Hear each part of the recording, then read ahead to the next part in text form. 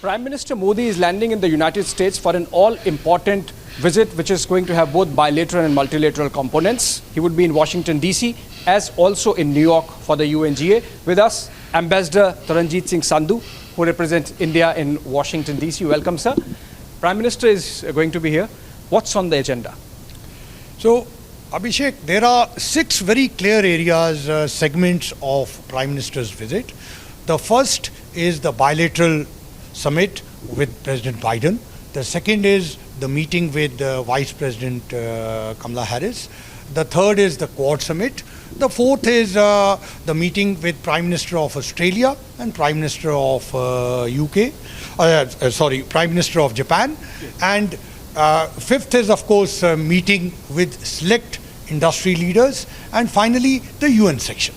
Right. So there is a certain context or a backdrop in which this visit is happening. Of course, Prime Minister is traveling this far, first time after the COVID pandemic hit the world. And then the developments in Afghanistan with the exit of the United States.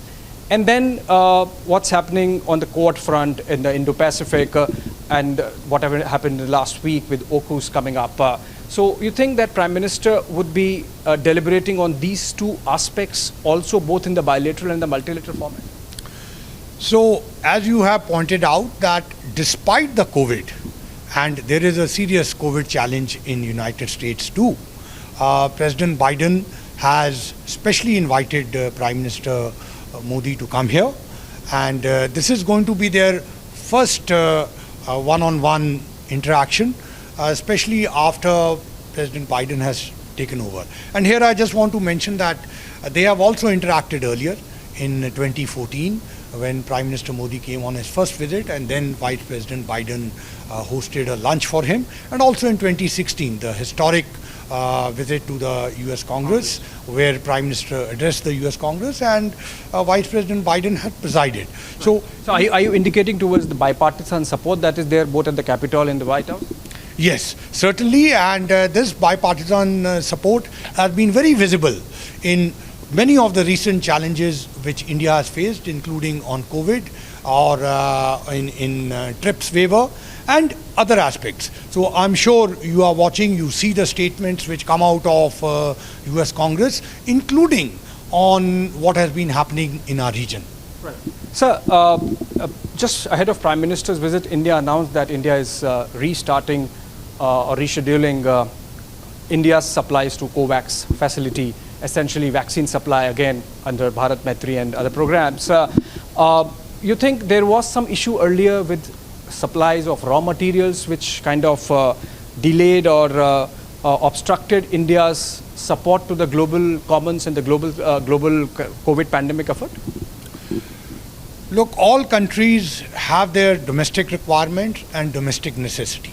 So, like that, United States and India also have to take that into account.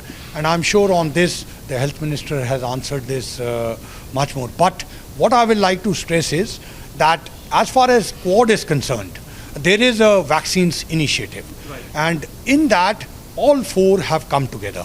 Right. That is US technology, Japanese financing, Australia lift power, and India's production capacity. And we must remember here that 1 billion doses are going to be produced in India. Right. That has its own economic significance. Right. So in the Quad also, there is a focused interest, and while on the larger commitment we are going ahead, but it also brings in the strength of all 4 partners, right, and including India. So, but to be long-term, Quad can't be just about COVID. There might be topicality to it. You think whatever has happened in the Indo-Pacific over the last year and a half is actually guiding the rekindling of Quad in the manner it is, and the first time all these leaders coming together? I think this is a gradual development, and it's also commitment of all the 4 leaders, including the hosts, to host the first summit in person, despite all the challenges. But what we have said is vaccine the only issue? Well, certainly not. But right now the COVID is a major global challenge, right, and that's why the Quad and other countries are focused on it. Right. Similarly, there are also other 2 sectors which has one is technology and one is environment and climate change. And this time around, there will be another 2 or 3 important areas which will come up. For example, infrastructure will come up, similarly technology related, and other areas where all the 4 leaders, I'm sure, will discuss what is going on in the world.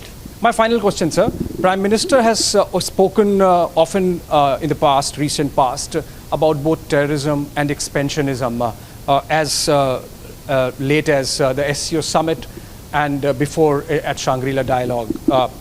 You think there could be some deliverables on that, both in the bilateral format that Prime Minister is going to have with President Biden and in the Quad? So, I'll only draw your attention very recently when India had the presidency of the UNSC. There was a resolution that very much also contained terrorism, and terrorism is one area in which both United States and India have been focused, and so are other Quad countries. Right. So it will certainly be part of the discussion, as with other global challenges. Could they find mention in the statements both for the during the bilateral and the Quad summit?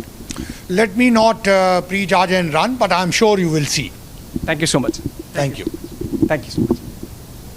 Thank you.